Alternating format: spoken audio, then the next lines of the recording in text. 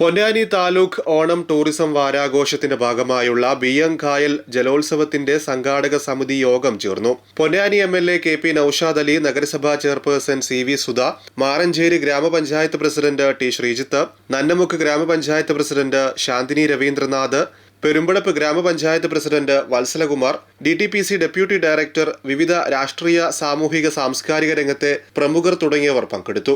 MLA ചെയർമാനായും tahsildar general കൺവീനറായും ഓണം വാരാഘോഷ കമ്മിറ്റി രൂപീകരിച്ചു. ഓഗസ്റ്റ് 23 മുതൽ നടക്കുന്ന വിവിധ ഓണാഘോഷ പരിപാടികളിലും വള്ളംകളിയിലും എല്ലാവരുടെയും സഹകരണം ഉണ്ടാകണമെന്നും കഴിഞ്ഞ വർഷങ്ങളിൽ നടത്തിയതുപോലെ ഈ വർഷവും ഭംഗിയായി നടത്തുന്നതിന് എല്ലാ മേഖലകളിലുള്ളവരുടെയും സഹകരണം ഉണ്ടാകണമെന്നും യോഗം നിർദ്ദേശിച്ചു.